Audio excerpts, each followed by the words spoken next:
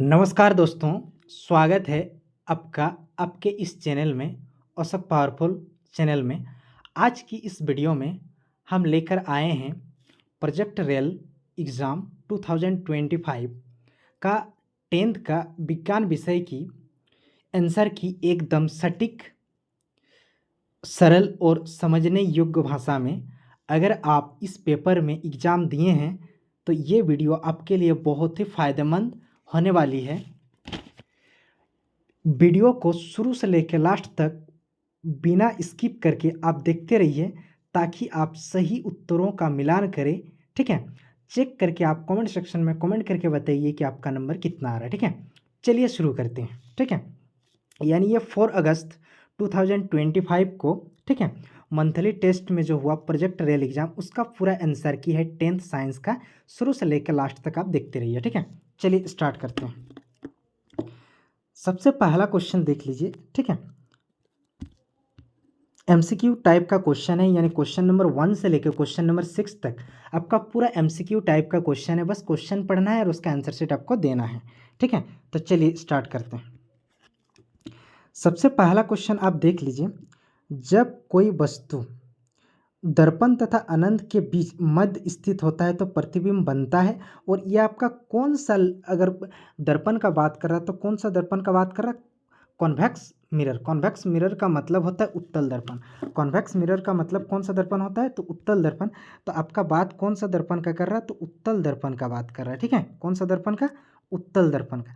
तो उत्तल दर्पण का सबसे पहले देख लीजिए, अगर इसका हम बनाएंगे तो इस टाइप का बनेगा ना, क्लियर।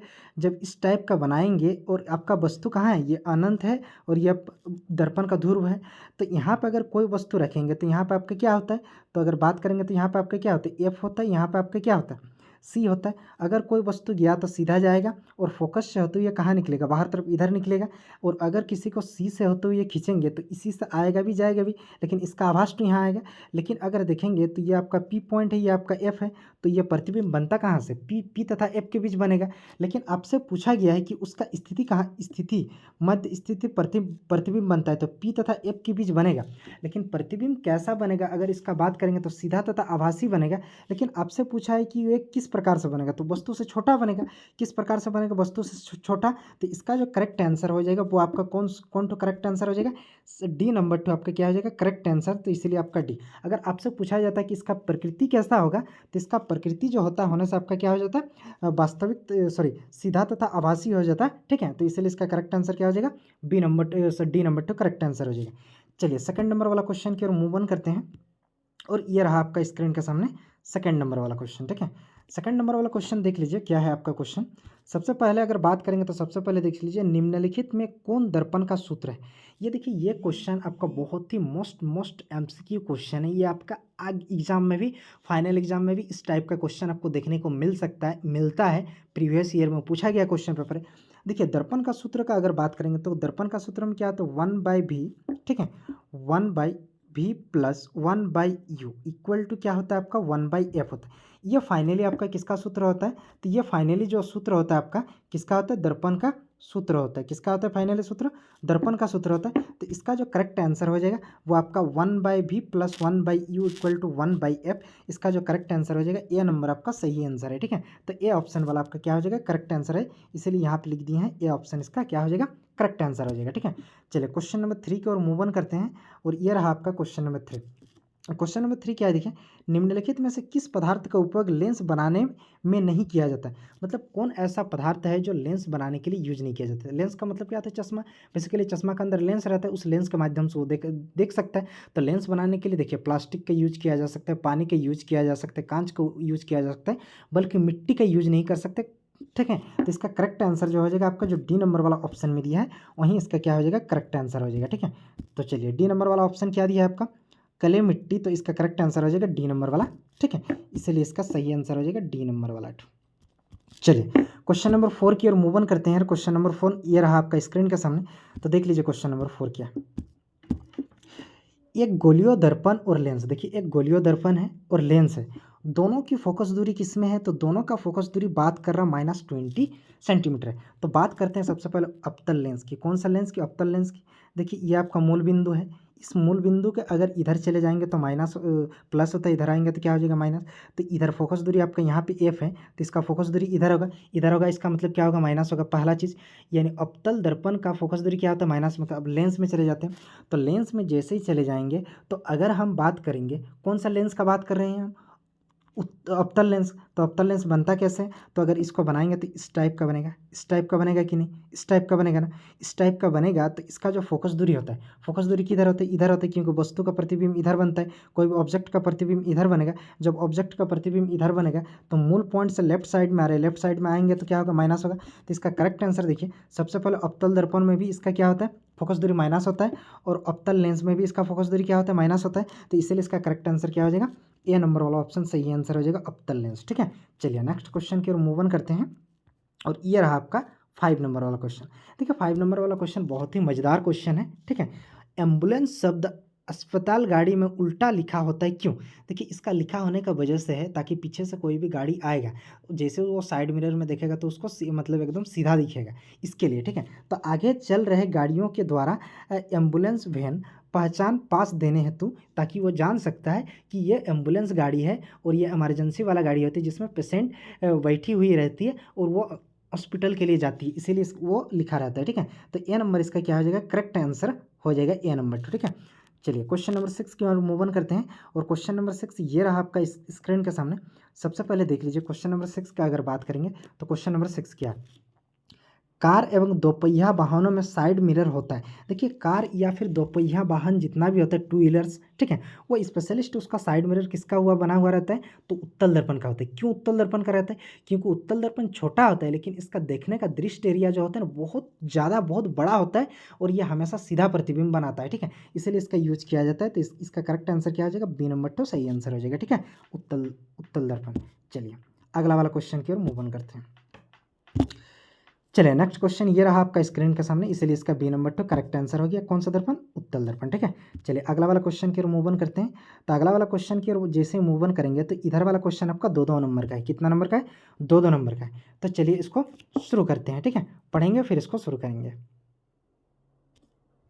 सबसे पहले देख लीजिए, अगर इस क्वेश्चन का बात करेंगे तो ये क्वेश्चन क्या, समतल दर्पण द्वारा बनने वाले प्रतिबिंब की 2 विशेषताएं हैं। समतल दर्पण में अगर किसी वस्तु को देखा जाएगा तो उसका प्रतिबिंब कैसा बनेगा, इसका 2 आपको कैरेक्टरिस्टिक्स बताना है। तो एक चीज़ याद रखेंगे, समतल दर्पण द्वारा बनने वाला प्रतिबिंब की 2 निम्नलिखित विशेषताएं हैं। पहला विशेषता का अगर बात करेंगे तो देखिए, सबसे पहले प्रतिबिंब आभासी तथा सीधा बनता है। समतल दर्पण में जो भी प्रतिबिंब बनता है वो हमेशा कैसा बनता है, सीधा बनेगा और एकदम आभासी बनेगा। ठीक है, सेकंड क्वेश्चन अगर बात सेकंड इसका पॉइंट का बात करेंगे तो प्रतिबिंब का आकार वस्तु के बराबर होता है। हमेशा एक चीज़ याद रखिएगा, समतल दर्पण में जो भी प्रतिबिंब बनता है वो हमेशा क्या बनता है, वस्तु का समान साइज का बनता है। वस्तु जितना बड़ा रहता है प्रतिबिंब भी उतना ही बड़ा बनता है। ठीक है, चलिए नेक्स्ट क्वेश्चन यानी क्वेश्चन नंबर 8 की ओर मूव ऑन करते हैं, और क्वेश्चन नंबर 8 ये रहा आपका स्क्रीन के सामने। प्रकाश के परावर्तन के नियम लिखिए। देखिए प्रकाश का परावर्तन का कितना नियम होता है, 2 नियम होता है। ठीक है, देखिए दोनों नियम को हम आपके सामने बताते हैं। ठीक है, चलिए पहला नियम का अगर बात करेंगे तो देखिए पहला नियम क्या बोल रहा है, आपतित किरण, मतलब जब प्रकाश की किरण आती है तो उसे आपतित किरण बोला जाता है। परावर्तित किरण का मतलब होता है जब पृथ्वी के सतह पर टकराती है और टकरा के वापस चली जाती है तो उसे परावर्तित किरण कहा जाता है। ठीक है, और अपतन बिंदु, जैसे मान लीजिए ये प्रकाश की किरण है, ये आने वाला किरण है, आपतित किरण ये जाने वाला किरण है, और इसको बोला जाता है अभिलंब। तीनों क्या होता है, ये आखिर देखिए तीनों पॉइंट आपतित किरण, परावर्तित किरण और अभिलंब, ये तीनों जो होता है एक ही तल में होता है। ये आपका पहला नियम कहता है। सेकंड नियम क्या कहता है कि आने वाला कोण, मतलब ये आने वाला कोण को आई बोला जाता है और जाने वाला कोण को क्या बोला जाता है, आर। तो आपतित किरण और परावर्तित किरण के समय आने वाला कोण और जाने वाला कोण दोनों आपस में क्या होता है, बराबर होता है। तो इसी को बोला जाता है अपतन कोण और परावर्तन कोण दोनों आपस में क्या होता है, बराबर होता है। इसको आप कोण आई बराबर आप लिख सकते हैं कोण आर, कोई दिक्कत नहीं। ठीक है, यानी आपतित किरण और परावर्तित किरण मतलब अपतन कोण और परावर्तन कोण दोनों आपस में क्या होता है, बराबर होता है। ठीक है, चलिए अगला वाला क्वेश्चन की ओर मूव ऑन करते हैं। ठीक है, चलिए नेक्स्ट क्वेश्चन की ओर मूव ऑन करेंगे तो देखिए आपका क्वेश्चन क्या है, डायरेक्टर क्या है, जब किसी लेंस की फोकस दूरी, जब कोई लेंस का फोकस दूरी क्या करेंगे 1 मीटर, यानी एफ इक्वल टू कितना लेंगे हम, 1 मीटर लेंगे। एफ इक्वल टू कितना लेंगे, 1 मीटर ले लेंगे। ठीक है, तो तो उसकी शक्ति कितना आएगा, यानी P का वैल्यू कितना आएगा 1 डायरेक्टर। क्यों? क्योंकि P इक्वल टू जो फॉर्मूला होता है आप पढ़ें 1 बाई क्या होता है F होता है। तो F के यदि F के जगह अगर हम 1 ले लेंगे तो 1 बाई क्या हो जाएगा 1 भाग देंगे तो कितना आएगा 1। और ये देखिए लेंस की क्षमता का जो SI मात्रक होती है वो आपका क्या होता है डायरेक्टर होता है, तो 1 डायरेक्टर। तो इसीलिए इसका करेक्ट देखिए यहाँ पे हम आपको बना के भी दिखाए हैं। ठीक है, चलिए अगला वाला क्वेश्चन की ओर मूव ऑन करते हैं। अगला वाला क्वेश्चन क्या पूछा जरा देखिए आप, तारे क्यों टिमटिमाता है। ठीक है, जो भी हम आकाश में है अंतरिक्ष में है तारा, ठीक है, तो तारा आखिर क्यों टिमटिमाता है। तो देखिए तारा इसलिए टिमटिमाता है क्योंकि इसका मेन कारण जो होता है वायुमंडलीय अपवर्तन के कारण।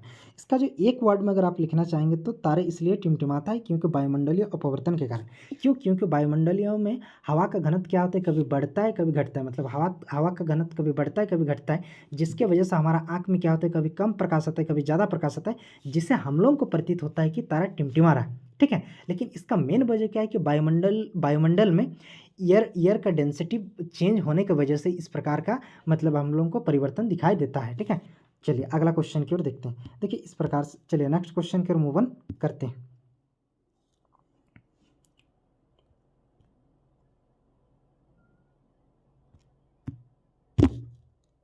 चलिए ये वाला क्वेश्चन को अगर देखेंगे तो ये वाला क्वेश्चन देखिए यहाँ पे हम आपको एक डायग्राम के थ्रू भी बना के दिखा दिए हैं। देख लीजिए ये स्टार है, ठीक है, ये क्या है वायुमंडल का परत है, एटमॉस्फेरिक है।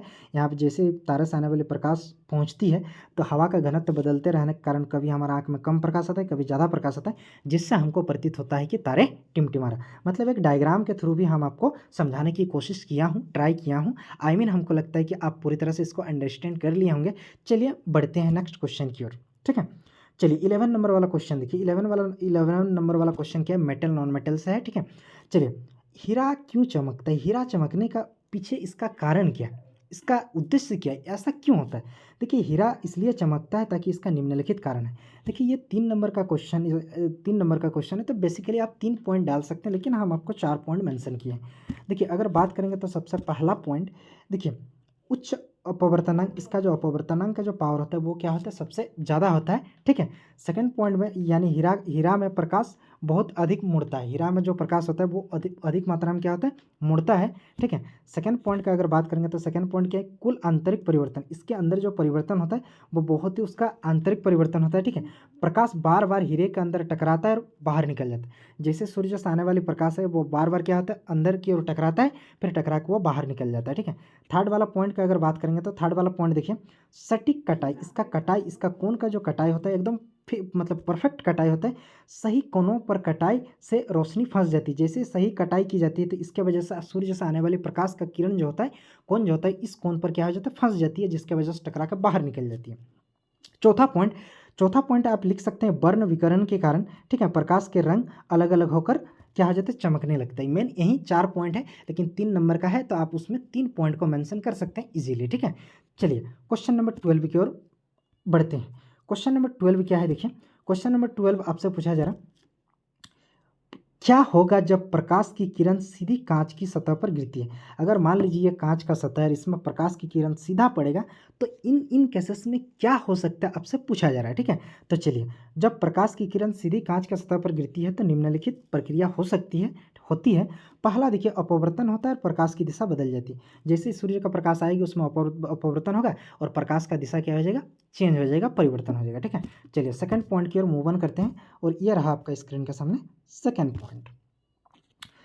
पॉइंट का अगर बात करेंगे तो देखिए सेकंड पॉइंट क्या है, कुछ हिस्सा में परिवर्तित होता है, थोड़ी रोशनी वापस लौट जाती है। कुछ हिस्सा में क्या होगा परिवर्तन होगा और थोड़ा रोशनी वापस लौट जाती है। ठीक है, थर्ड वाला पॉइंट क्या है, गति धीमी हो जाती है, प्रकाश से आने वाला जो भी लाइट का स्पीड होता है वो स्पीड में क्या हो जाता है डिक्रीज हो जाता है, जिसके वजह से उसका प्रकाश का जो स्पीड ऑफ लाइट है वो आपका डिक्रीज करने लगता है, घटने लगता है। ठीक है, प्रकाश की चाल घटने लगता है।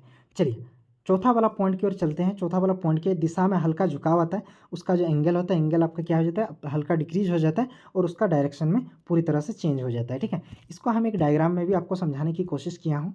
देखो यहाँ पे आप देखिए आपका यहाँ पे डायग्राम दिया, ये एयर है, एयर से आपका किस में जा रहा है ग्लास में जा रहा है, कांच में जा रहा है, तो वो किस प्रकार से अपना दिशा को परिवर्तन कर रहा है। ठीक है, तो आई मीन हमको लगता है आप देख लीजिए, यहाँ पे देख सकते हैं, यानी थैंक्स फॉर विजिटिंग जीडेमी ट्यूशन सेंटर। अगर जो भी आंसर शीट हम आपको बताएं, इस आंसर शीट का अगर पूरा आपको पीडीएफ चाहिए तो आप डिस्क्रिप्शन के लिंक में चले जाइएंगे, वहाँ हम डिस्क्रिप्शन के लिंक में डाल दूंगा, वहाँ से आप आसानी से डाउनलोड कर सकते हैं, या फिर हमारा टेलीग्राम चैनल में जरूर ज्वाइन कर सकते हैं, वहाँ से भी आप आसानी से डाउनलोड कर सकते हैं। आई मीन हमको लगता है कि आप पूरी तरह से आंसर शीट समझ गए होंगे।